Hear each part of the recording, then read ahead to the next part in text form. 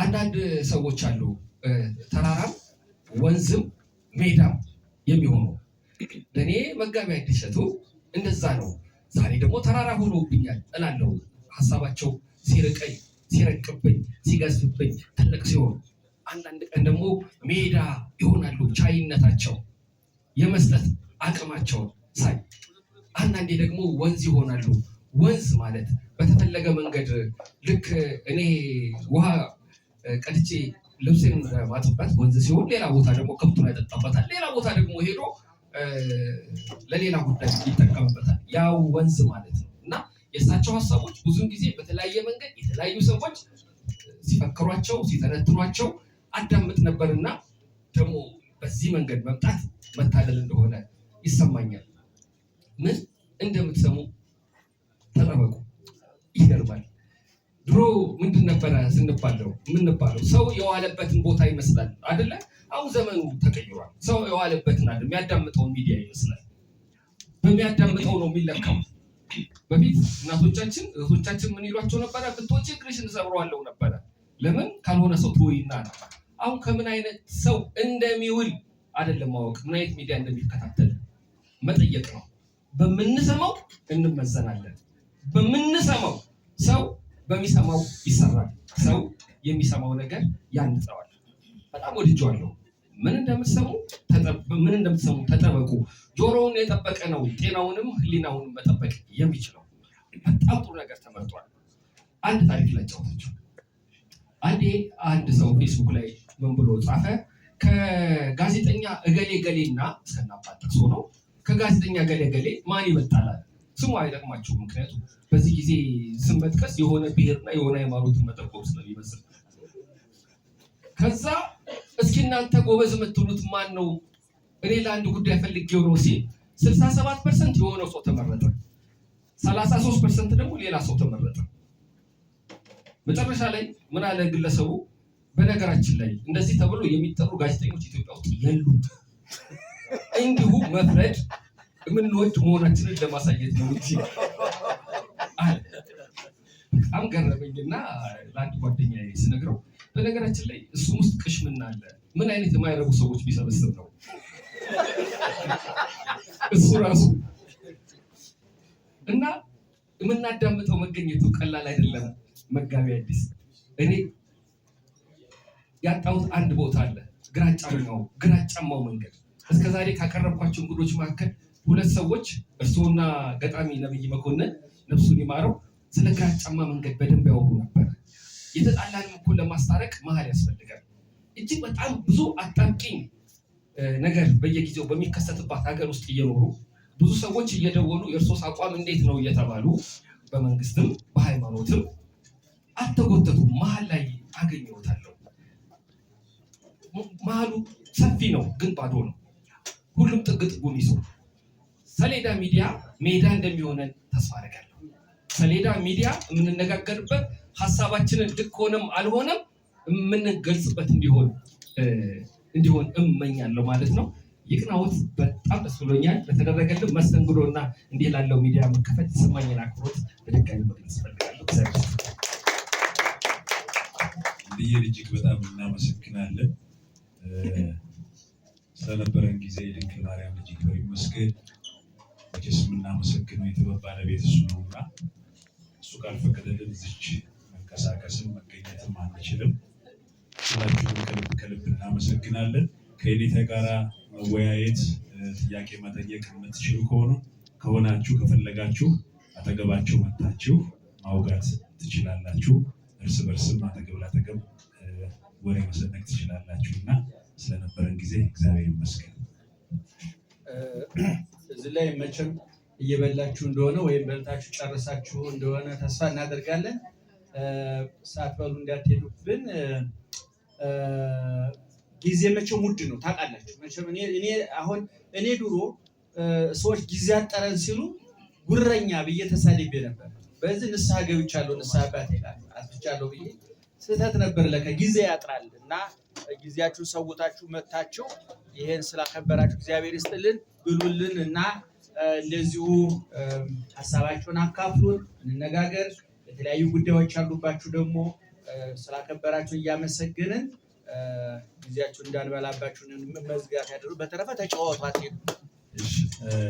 መምህር ታደሰ ወርቁ በመካከላችን አለና ሀሳቤን መሰንዘር ለእናንተ ማካፈል እፈልጋለሁ። እንደምን ዋላችሁ? የቸርነት ባለቤት እግዚአብሔር አምላክ የተመሰገነ ይሁን። ዛሬ ባልናገር ሆዴን ቆርጦ እየወጣ ነበረና ድሉን ስለተሰጠኝ በጣም አመሰግናለሁ። ሁላችሁም እንደምታውቁት ሰሌዳ 3 ገጽታዎች አሉት። አንዱ እውቀት፣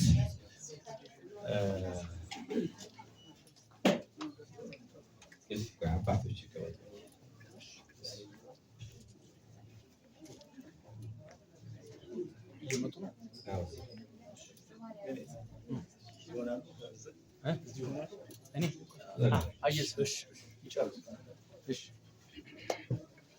እውቀት ያው የሰሌዳ 3 ገጽታዎች አሉት።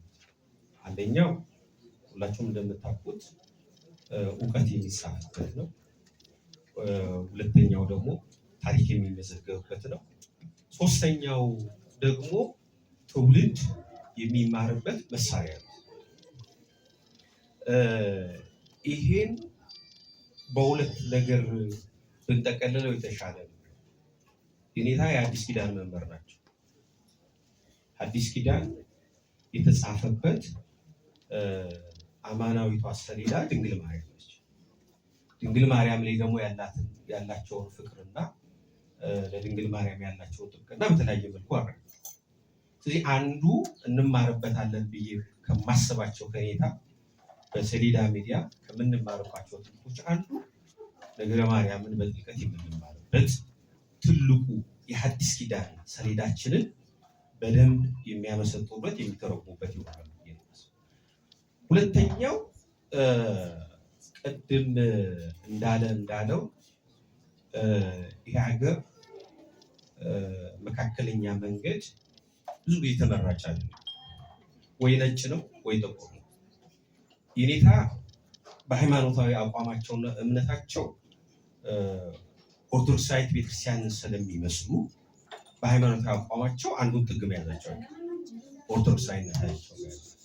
ነገር ግን በማህበራዊ ህይወት፣ በሀገራዊ ጉዳይ፣ በማህበራዊ ትስስር አሁን የተበጠሰውና ብልሽትና ብክል የገጠመውን ማህበራዊ ህይወታችንን ማህበራዊ መስተጋብራችን የሚጠግኑ ሰዎች ሁልጊዜ የግራጫውን መንገድ የሚመርጡ ሰዎች መሆን መቻል አለባቸው።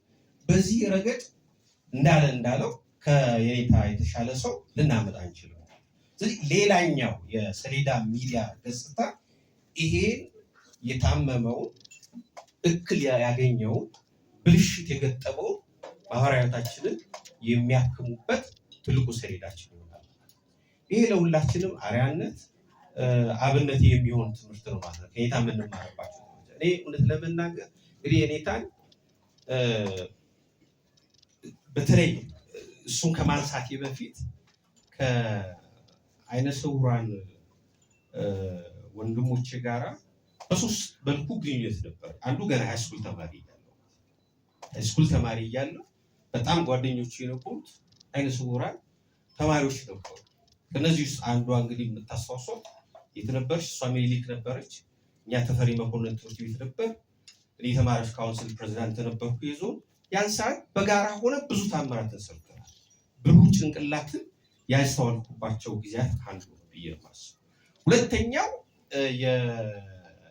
ገና የ6ኛ ክፍል የ8ኛ ክፍል ተማሪ ሆኜ አለቃ እያሌው ታምሩ ቤት ስመላለስ ያን ሰዓት አለቃ እያሌው የመጠቀ እውቀት የማግኘት እድል አለች።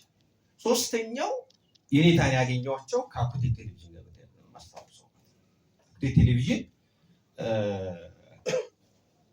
እንደማስታውሰው አኩቴ ቴሌቪዥን የኔታን እውቀት በአግባቡ ከተጠቀመባቸው ሰዎች አንዱ ብዬ የማስበው አኩቴ ቴሌቪዥን በወቅቱ ደግሞ እዛ ሚዲያ ላይ ስለነበር በቅርብ የማወቅ እውቀት አለ።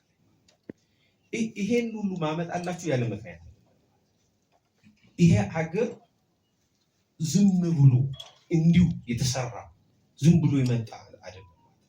ስለዚህ የሀገር ይሻገር ብለን የምናስብ ከሆነ እቺ ሀገር ከነ ህመሟም ቢሆን ህመሟ ተጠግኖ አንድ ሆነን እንቀጥል የምንል ከሆነ እንደኔ አይነት ያሉትን ሊቃውንት መደገፍ ማገዝ፣ ጊዜው የዘመኑን አስተሳሰብ ተረድቶ የዘመኑን ርዕዮተ ዓለም ተረድቶ የዘመኑን የኑሮ ዘይቤ ተረድቶ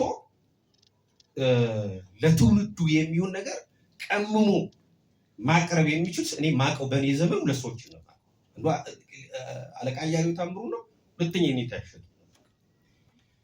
ይሄን እያንዳንዳችን በልባችን ካሰብን የኔታ ሚዲያቸው የሰሌዳ ሚዲያ የተነሳለትን ግብ እንዲያሳካን ቢያንስ ህመሞቻችንን መጠገን፣ መፈወስ፣ መከራከር፣ መዋየት እንችላለን። ግን በሚነሱት ሀሳቦች ልኩ መስማማት አይጠበቅብንም። ግን በሚያስማሙን ሀሳቦችና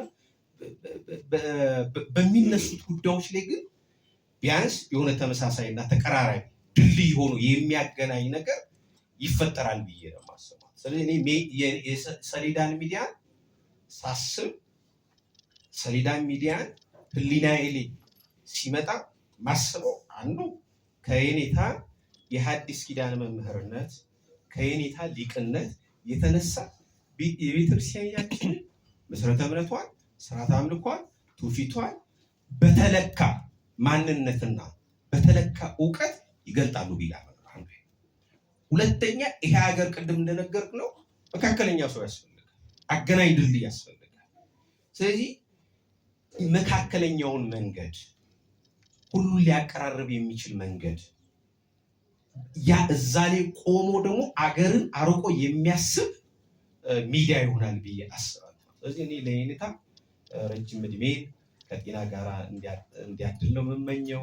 እኔ አስፈላጊ በሆነው ጉዳዮች ሁሉ ከየኔታ ጎን ላይ ለጎን ናችሁ።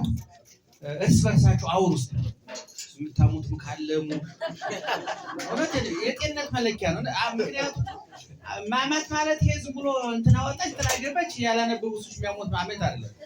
ብዙ የሚታማለ ታውቃለህ። እዛ ሀገር ላይ ብዙ የምናማው ስላለ ማህበራዊ ህይወት ዮናስ ክብረት አለ እንዴ ና አንድ ከአመት አንዱ ይሄ ነው። እኔ በህግ ያመሰግናለን። ዮናስ መጣ። እሺ መጀመሪያ አመሰግናለሁ